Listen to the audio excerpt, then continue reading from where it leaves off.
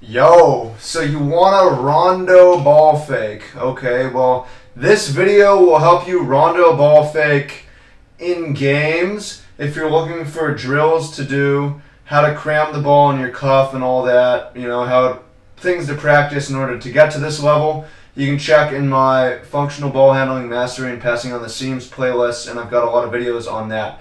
But this video specifically is on how to rondo ball fake in game, the decision makings and situations where you want to throw it, and kind of the psychology and game strategy that goes into it. So, like any move, it has to have a counter, and it has to have a counter to the counter, and so forth. So primarily, what the move is, obviously, is a fake behind the back fake, or fake behind the back pass, and that's what you can call it. So ideally, you want to be throwing behind the back passes. You could throw one like this. You could throw one on a two-on-one to a trailer. You just have to be throwing behind the back passes because if you're not throwing behind the back passes, they're not going to bite. And a lot of the times they jump. Watch both defenders jump. Pass to the next guy, right? Here's another behind the back pass. You just want to be throwing behind the back passes just so that they believe that, hey, you're going to throw behind the back pass. Here's for game point over 6'6" defender. I'm 6 foot. He doesn't really go for the fake that much actually here, but still results in a layup. There is a guy trailing me, which is real. And obviously you got to have a counter to the counter to the counter. If the guy sticks with you, there has to have been a real person there so you can make the pass. So in this situation, rondo fake to the shooter in the corner. Guy sticks with me. Well, I'm going to throw a behind the back fake. So that's basically how you can throw rondos so nothing bad will ever happen out of them. You don't want to really fake it when there's no one there, because if they don't go with you, it's a turnover, or you're getting your stuff blocked super bad. Yeah, there's a 3-on-2 break, really fun one.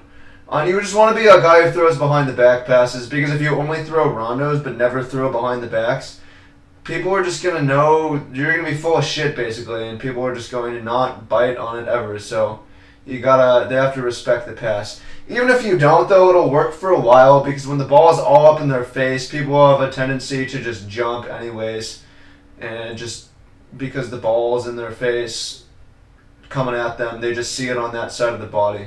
So I'm calling it the rondo fake, which is what a lot of people know it by. He didn't come up with it. He didn't even popularize it. I know Jason Williams is doing it, and guys were doing it before him even. But it's commonly known today as the rondo fake, and then when rondo passes and the new point guard who throws it, it'll be his fake and all that. But that's basically it. You don't have to have big hands in order to do this fake. It definitely helps, but it's more of a cuff fake, and if you want to know how to basically get the ball in the cuff and how to practice the footwork's similar to Euro step, but as I said, I have got a playlist in the functional ball handling mastery, cuff mastery. Check that out. That's the video you want to see. Cuff mastery, how to behind the back fake.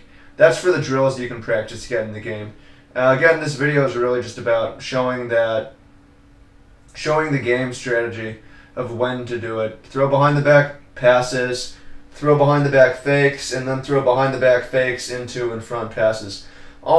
Something else I'll talk about is, for behind the back passes, you generally want to throw a bounce pass. I find it allows you a little more margin for error. And what I mean by that is a behind the back pass, or just tough passes in general, are risky. And basically what I mean by risky is they may be off target. Like this one was off target. But if you throw a bounce pass, the ball takes a longer path to the target. You can still throw it hard. And it's more likely to basically not be a turnover because your teammate has time to react. And you generally only want to throw behind the back passes to wide open teammates anyways. Otherwise, don't force it, right? So that's the way I feel on how to throw behind the back passes. So that's basically it. Enjoy the rest of this video as the clips play through once more. Super, super fun move. If you want to know how to do it, don't let anything stop you. Learn it, take it to games, win the counter and the counter. This is energy efficient basketball.